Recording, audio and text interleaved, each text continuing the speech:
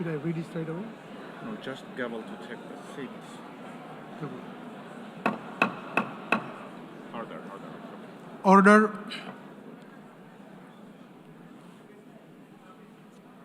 The plenary meeting, the 10th plenary meeting of the General Assembly is called to order.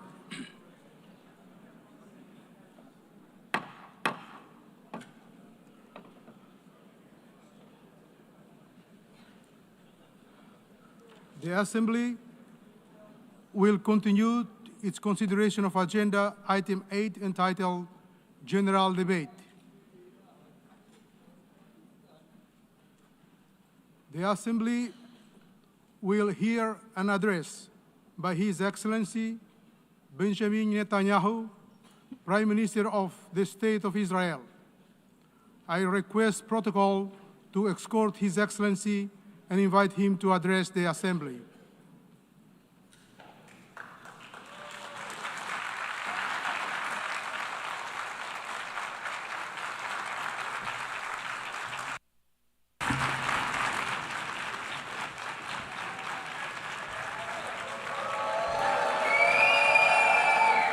Please, order in the hall. Please, order in the hall.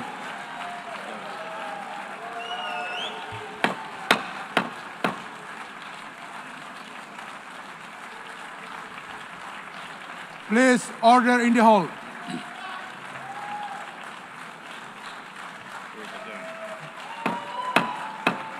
Please, order in the hall.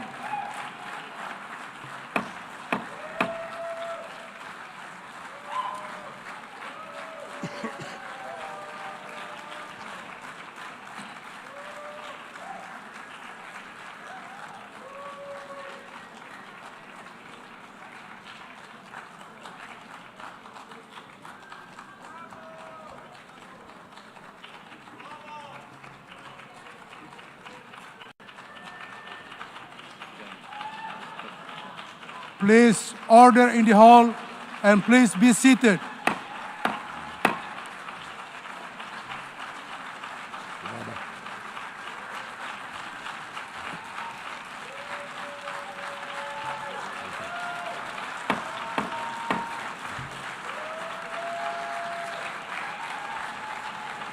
Please, order in the hall.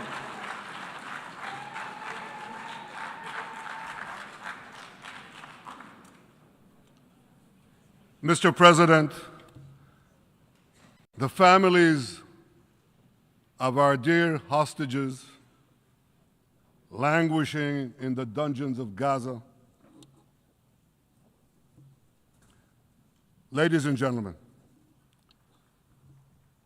last year I stood at this podium and I showed this map. It shows the curse of Iran's terror axis. This axis threatened the peace of the entire world. It threatened the stability of our region and the very existence of my country, Israel. Iran was rapidly developing a massive nuclear weapons program and a massive ballistic missile program.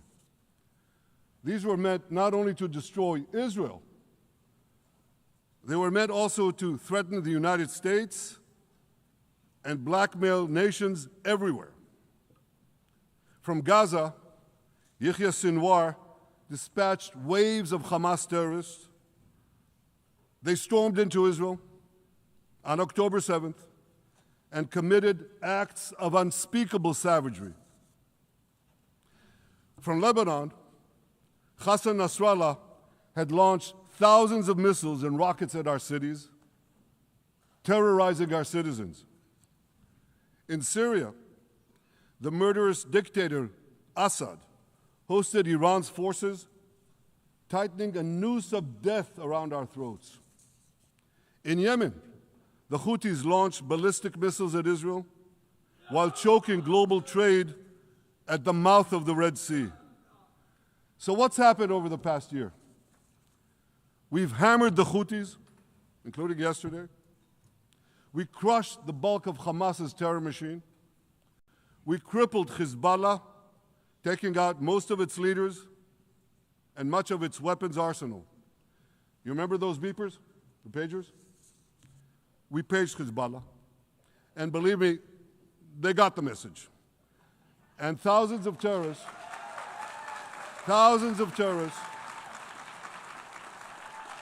dropped to the ground. We destroyed Assad's armaments in Syria.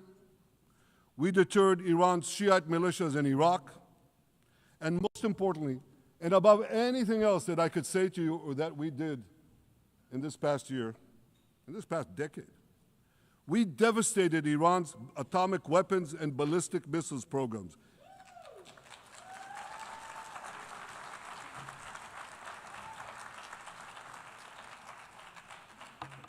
So here's where things stand today. Half the Houthi leadership in Yemen, gone.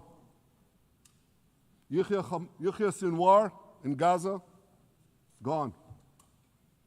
Hassan Nasrallah in Lebanon, gone. The Assad regime in Syria, gone. Those militias in Iraq, well, they're still deterred. And their leaders, if they attack Israel, will also be gone. And for Iran's top military commanders and its top atomic bomb scientists, well, they're gone too.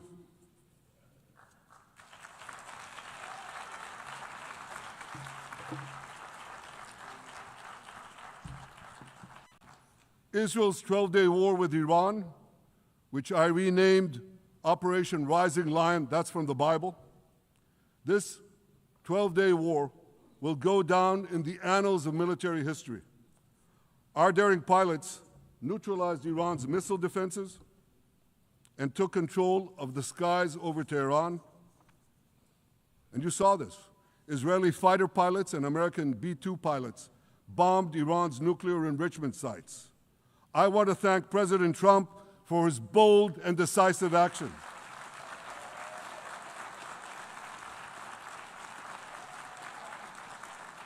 President Trump and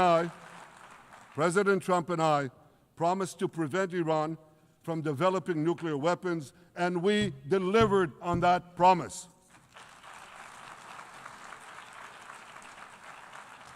We removed an existential threat to Israel, and a mortal threat to the civilized world. We lifted a dark cloud that could have claimed millions and millions of lives. But, ladies and gentlemen, we must remain vigilant. We must remain absolutely clear-minded and vigilant. We must not allow Iran to rebuild its military nuclear capacities.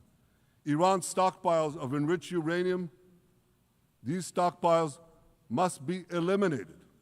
And tomorrow, UN Security Council sanctions on Iran must be snapped back.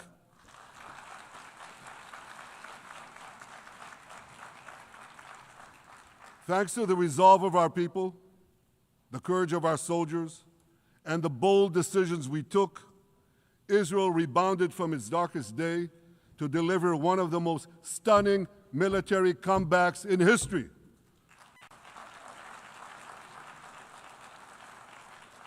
But we're not done yet.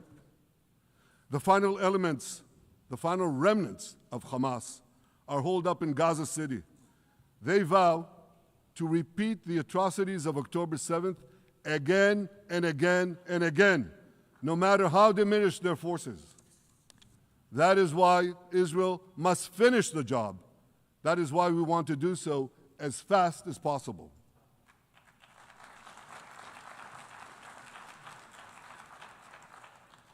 Ladies and gentlemen, much of the world no longer remembers October 7th, but we remember. Israel remembers October 7th. On that day, well, I'll tell you, you can remember October 7th too. You see this large pin here? It's a QR code. What I ask you to do is hold up your phones, zoom in, and you too will see why we fight and why we must win. It's all in here. On October 7th, Hamas carried out the worst attack on Jews since the Holocaust. They slaughtered 1,200 innocent people, including over 40 Americans and foreign nationals from dozens of countries represented here. They beheaded men. They raped women. They burnt babies alive. They burnt babies alive in front of their parents. What monsters. And these monsters took more than 250 people hostage. And those included Holocaust survivors, grandmothers and their grandchildren. Who takes hostage grandmothers and grandchildren? Hamas does. So far, we've brought home 207 of these hostages, but 48 still remain in the dungeons of Gaza. 20 of them are alive, starved, tortured, deprived of any daylight, deprived of humanity. These are the names of the 20 living hostages. Matan Angrest, Gali and Zerv Berman, brothers, Elkanah Buchbot, Rom Braslavsky, Nimrod Cohen, Ariel and David Cunyo, another pair of brothers, Guy Gilboa Dalal, Eviatar David. You saw the picture of Eviatar David, emaciated, forced to dig his own grave. Maxim Herkin, Eitan Horn, Segev Kalfon, Bar Kupperstein, Omri Meran, Eitan Moore, Yosef Chaim Ochana, Alon Ohel, Avinatam Or, and Matan Tsengarker. Now, ladies and gentlemen, I want to do something I've never done before. I want to speak from this forum directly to those hostages through loudspeakers. I've surrounded Gaza with massive loudspeakers connected to this microphone in the hope that our dear hostages will hear my message. And I'll say it first in Hebrew and then in English. אחינו הגיבורים, מדבר ראש הממשלה בנימין נתניהו. אני פונה עליכם מעל בימת האו"ם. לא שכחנו אתכם, אפילו לא לשנייה. העם כולו איתכם, ואנחנו לא נשקוט ולא נרפה עד שנחזיר את כולכם הביתה, החיים והחללים כאחד.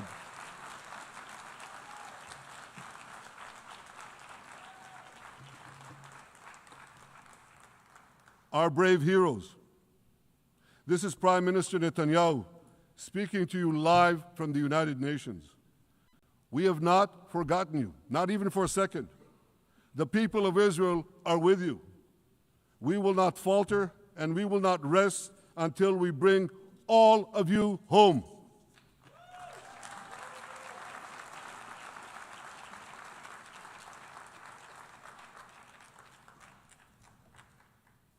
Ladies and gentlemen, thanks to special efforts by Israeli intelligence, my words are now also being carried. They're streamed live to the cell phones of Gazans. So to the remaining Hamas leaders and to the jailers of our hostages, I now say, lay down your arms. Let my people go. Free the hostages, all of them, the whole 48. Free the hostages now.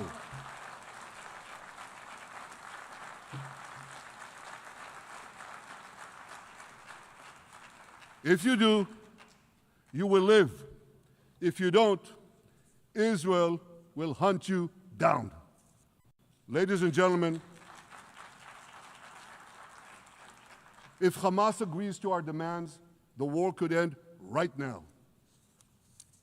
Gaza would be demilitarized, Israel would retain overriding security control, and a peaceful civilian authority would be established by Gazans and others committed to peace with Israel. And of course, you understand that the war in Gaza has affected every Israeli. But I'm sure there are people in New York or in London or in Melbourne and elsewhere who are probably thinking, what does all of this have to do with me?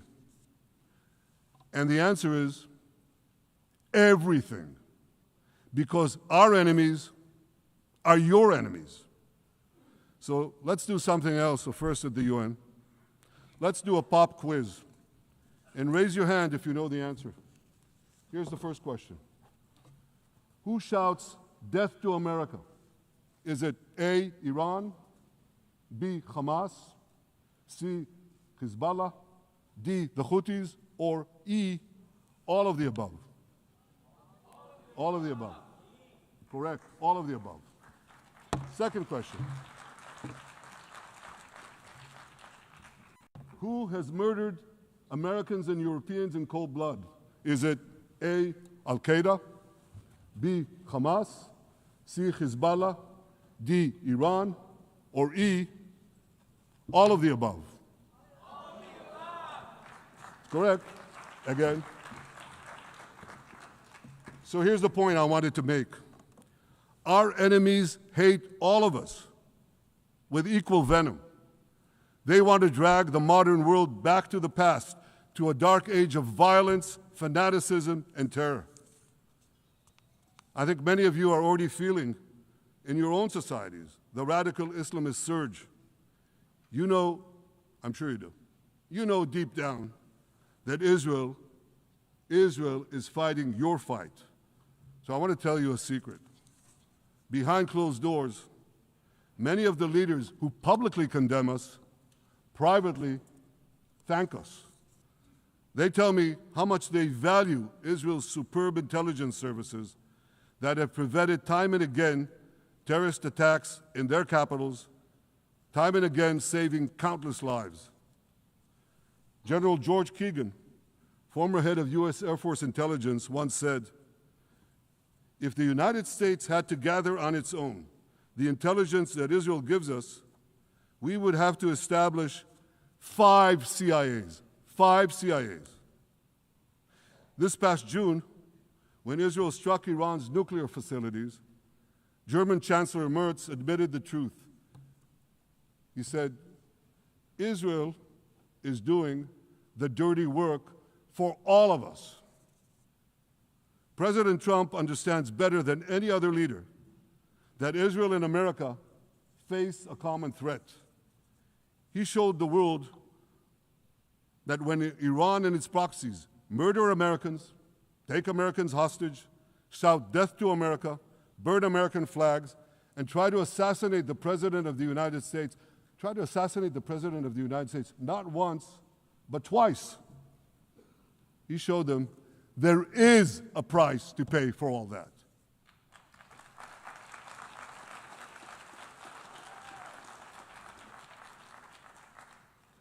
But regrettably, many leaders who are represented in this hall, they send a very different message.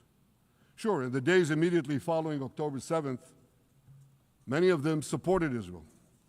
But that support quickly evaporated when Israel did what any self-respecting nation would do in the wake of such a savage attack.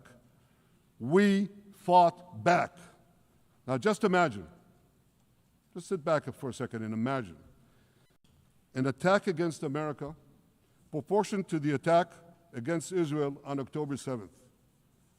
Imagine a regime, a terror regime, dispatching thousands of terrorists to invade the United States. They massacre 40,000 Americans. They take 10,000 Americans hostage. What do you think America would do? You think America would leave that regime standing? You don't think that. No way, not a chance. The United States would wipe out that terror regime and ensure that such savagery would never threaten America again. This is precisely what Israel is doing in Gaza. We're wiping out the terror regime of Hamas and ensuring that this savagery will never threaten Israel again. That's what we are doing. That's what any self-respecting government would do.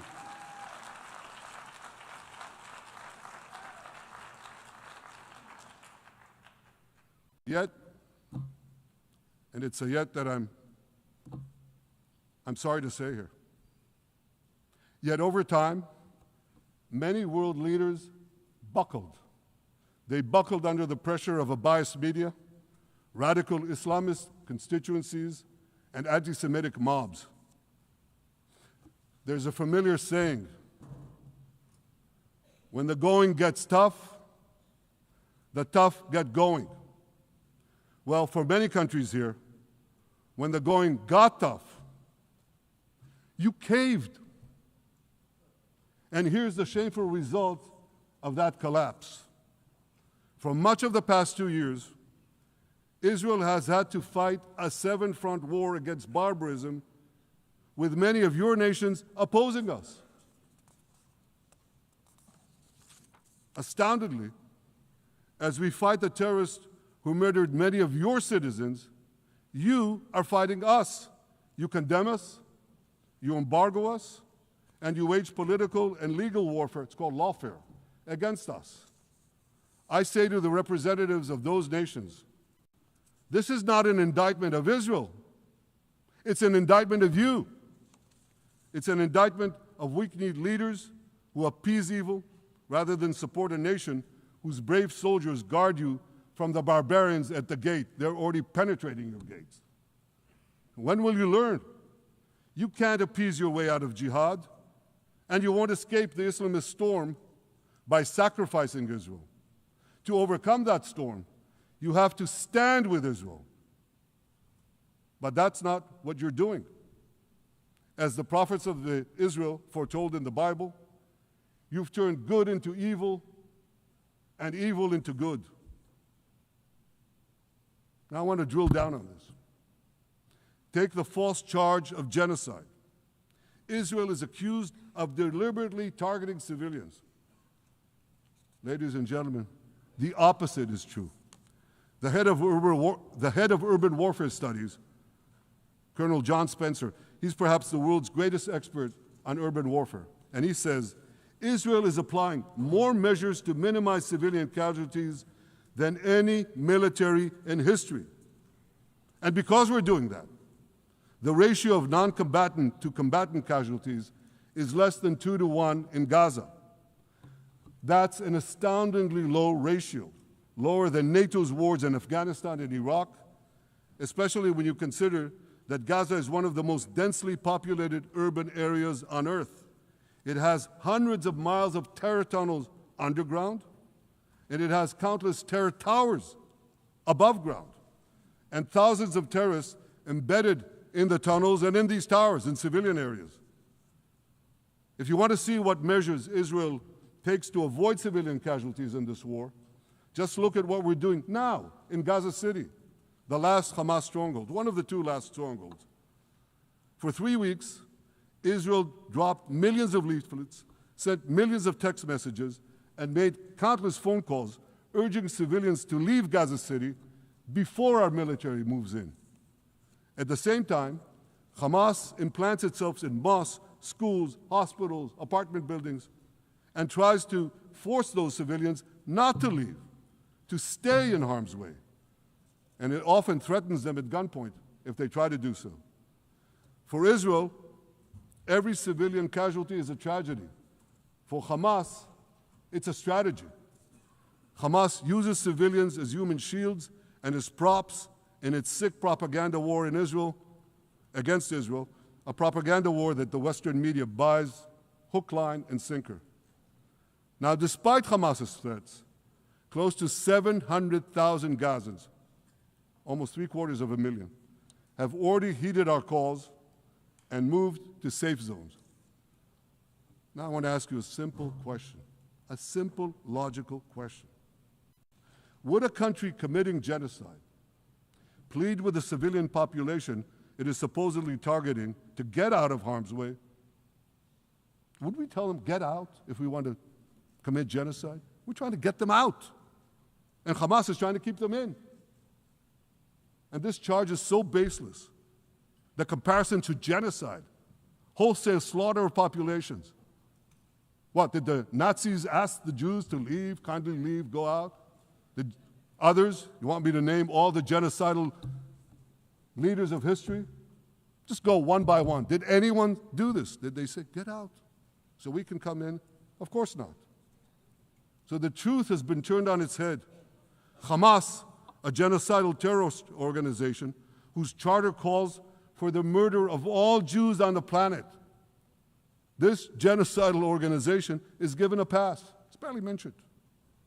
While Israel, which does everything it can to get civilians out of harm's way, Israel is put in the dock. What a joke. You want to hear another one? Israel is accused of deliberately starving the people of Gaza when Israel is deliberately feeding the people of Gaza. Since the beginning of the war, Israel has let into Gaza more than 2 million tons of food and aid. That's 1 ton of aid for every man, woman, and child in Gaza. Nearly 3,000 calories per person per day.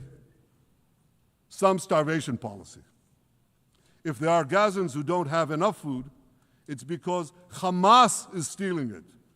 Hamas steals it, hoards it, and sells it at exorbitant prices to fight its war machine. Last month, even the UN, not exactly a supporter of Israel. You're supposed to laugh, by the way. Last month, even the UN admitted that Hamas and other armed groups looted 85% of the trucks. That's why you have deprivation. Those who peddled the blood libels of genocide and starvation against Israel are no better than those who peddled blood libels against the Jews in the Middle Ages when they falsely accused us of poisoning wells, spreading plague, and using the blood of children to bake Passover matzahs. Anti-Semitism dies hard. In fact, it doesn't die at all. It just keeps coming back with its libelous lies, refurbished, regurgitated over and over again. And I want to tell you something else. These anti-Semitic lies, they have consequences. In recent months, Jews have been assaulted in Canada, Australia, Britain, France, the Netherlands, and elsewhere. Here in America, an elderly Holocaust survivor was burned to death in Colorado. And a beautiful young couple from the Israeli embassy in Washington was brutally gunned down right in front of the Holocaust Museum there. Thankfully, President Trump's administration is forcefully fighting the scourge of anti-Semitism, and every government here should follow its lead. But instead, many do the opposite. They actually reward the worst anti-Semites on earth. This week, the leaders of France, Britain, Australia, Canada, and other countries unconditionally recognized a Palestinian state. They did so after the horrors committed by Hamas on October 7th. Horrors praised on that day by nearly 90% of the Palestinian population. Now, let me say that again. Nearly 90% of Palestinians supported the attack on October 7th. It's not supported only, they celebrated it. They danced on the rooftops. They threw candies. That's both in Gaza and in Judea, Samaria, the West Bank, as you call it. And it's just the way they celebrated another horror, 9/11. They danced on the rooftops. They cheered. They threw candy. You know what message the leaders who recognize the Palestinian state this week sent to the Palestinians? It's a very clear message. murdering Jews pays off. Well, I have a message for these leaders. When the most savage terrorists on earth are effusively praising your decision, you didn't do something right. You did something wrong, horribly wrong. Your disgraceful decision will encourage terrorism against Jews and against innocent people everywhere. It will be a mark of shame on all of you. But wait a minute, Mr. Prime Minister, they tell me. Wait a minute. We believe in a two-state solution where the Jewish state of Israel will live side by side in peace with the Palestinian state. There's only one problem with that. The Palestinians, they don't believe in this solution. They never have. They don't want a state next to Israel. They want a Palestinian state instead of Israel. And that's why every time they were offered a Palestinian state, but were required to end the conflict with Israel and recognize the Jewish state, every time, over the decades, they turned it down. And that is why every time they were given territory, they used it to attack us. In fact, they effectively had a Palestinian state in Gaza. So what did they do with that state? Peace? Coexistence? No. They attacked us time and time again. Totally unprovoked. They fired rockets into our cities. They murdered our children. They turned Gaza into a terror base from which they committed the October 7th massacre. So here's the uncomfortable truth. The persistent Palestinian rejection of a Jewish state in any boundary is what has driven this conflict for over a century. It is still driving it. It's not the absence of a Palestinian state. It's the presence and existence of a Jewish state. And I find it amazing,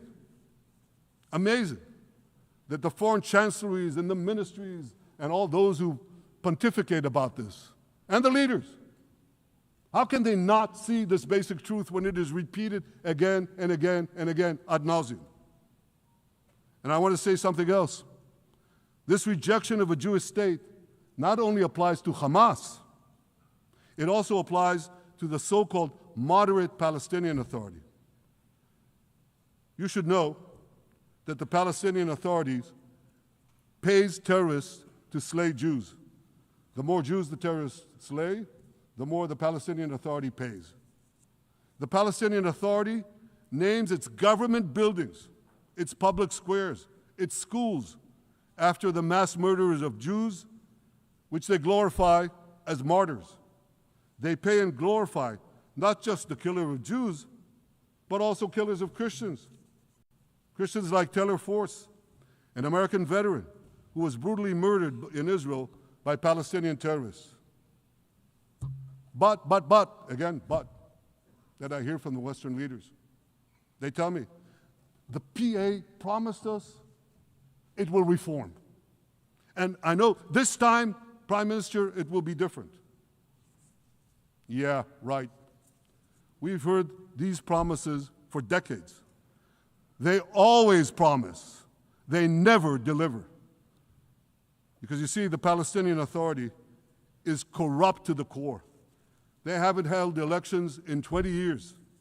They use the same textbooks as Hamas, exactly the same textbooks. They teach their children to hate Jews and destroy the Jewish state. And Christians don't fare much better. When Bethlehem, the birthplace of Jesus, was under Israeli control, 80% of its residents were Christians. But since the PA took control, that number has dwindled to under 20%. These are the people you want to give a state to? What you're doing is giving the ultimate reward to intolerant fanatics who perpetrated and supported the October 7th massacre.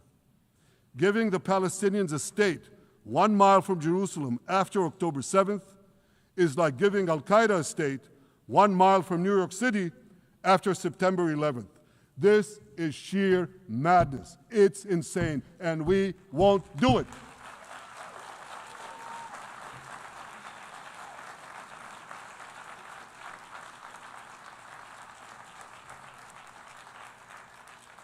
So here's another message to those Western leaders. Israel will not allow you to shove a terror state down our throats.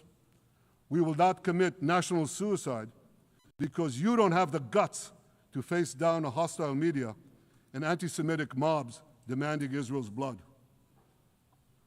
And I want you to grasp something else, which is also distorted in the media. I say this not only in my name or the name of my government, but on behalf of all the people of Israel. Last year, there was a vote in the Knesset, our parliament, whether or not to oppose the imposition of a Palestinian state. You want to guess what the results were? Out of 120 members of our parliament, 99 voted against and only 9 supported. That's over 90%. It's not a fringe group. It's not the Prime Minister who himself is extreme or he's held hostage by extreme parties to his right. It's over 90% of Israelis. My opposition to a Palestinian state is not simply my policies or my government's policy. It's the policy of the state and people of the state of Israel.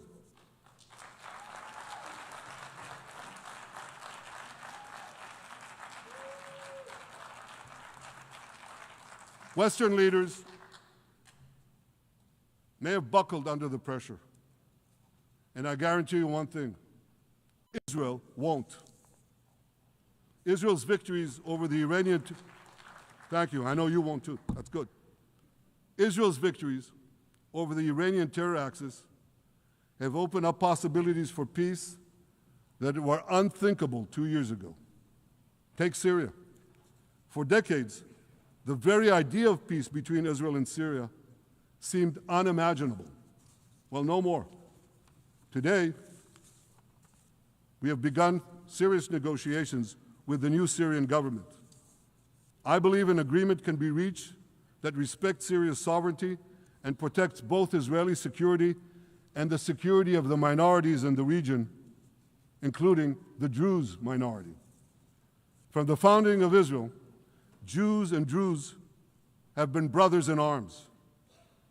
We have fought together, we've bled together, we built our lives together. When I was a young commander in Israel's Special Forces, my own life was saved by the invaluable advice given to me by a great friend, Salim Shufi, a heroic Druze IDF veteran. And that's why I couldn't sit idly by, nor could Israel sit idly by, while the Druze were being slaughtered by jihadists. And I instructed our forces to stop the massacre, which they promptly did. Peace between Israel and Lebanon is possible as well. I call on the Lebanese government to also begin direct negotiations with Israel. I commend it for its declared aim to disarm Hezbollah. But we need more than words. If Lebanon takes genuine and sustained action to disarm Hezbollah, I'm sure we can achieve a sustainable peace. Of course, until that happens, we will take whatever action we need to defend ourselves and to maintain the conditions of the ceasefire which was established in Lebanon. Our goal is not merely to monitor Hezbollah's actions, but to prevent them from violating the ceasefire and attacking us at any time. But I'm sure that if the Lebanese government persists in its goal of disarming Hezbollah, peace will come very speedily and very readily. Victory over Hezbollah has made peace possible with our two Arab neighbors in the north. Victory over Hamas will make peace possible with nations throughout the Arab and Muslim world. Our victory would lead to a dramatic extension and expansion of the historic Abraham Accords, which President Trump brokered between Arab leaders and myself 5 years ago. And I took note, as I'm sure you did too, of the encouraging words spoken here by the President of Indonesia. This is the country with the largest Muslim population of all nations. And it's also a sign of what could come. Forward-looking Arabs and Muslim leaders know that cooperating with Israel will provide them with groundbreaking Israeli technologies, including in medicine and science, in agriculture and water, in defense and AI, and so many other fields. I believe that in the coming years, the Middle East will look dramatically different. Many of those who wage war on Israel today will be gone tomorrow. Brave peacemakers will take their place. And nowhere will this be more true than in Iran. The long-suffering Iranian people will regain their freedom. They will make Iran great again. And our two ancient peoples,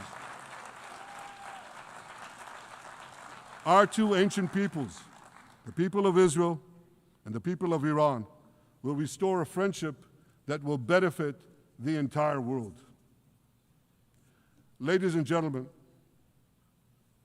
the horrors that happened on one dark day, October 7th, those horrors happened countless times during the centuries of my people's exiles among the nations. Jewish blood was cheap. Jews were killed with impunity. We had to beg others to defend us. The rise of Israel did not mean that the attempts to destroy us would end. It meant that we could fight back against those attempts. And that is exactly what Israel has done since October 7th. Our sons and daughters fought like lions. Our brave soldiers donned their uniforms and rushed into battle. They were armed with the dreams of the 100 generations of Jews who came before them. The dream of living as a free people in the land of Israel, our beloved homeland for more than 3,000 years. The dreams of living in our own independent state. The dream of having an army to defend ourselves. And the dream of being a light unto the nations, a beacon of progress, ingenuity, innovation, for the benefit of all humanity. On October 7th, the enemies of Israel tried to extinguish that light. 2 years later, the resolve of Israel and the strength of Israel burned brighter than ever. With God's help, that strength and that resolve would lead us to a speedy victory and to a brilliant future of prosperity and peace. Thank you very much.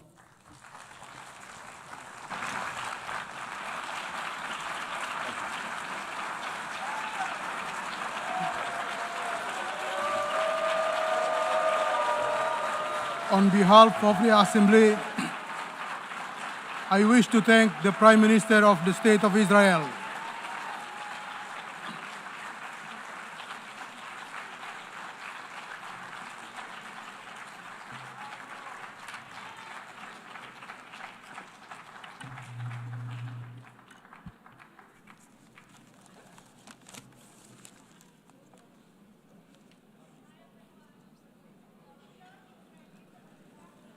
There's a pen also.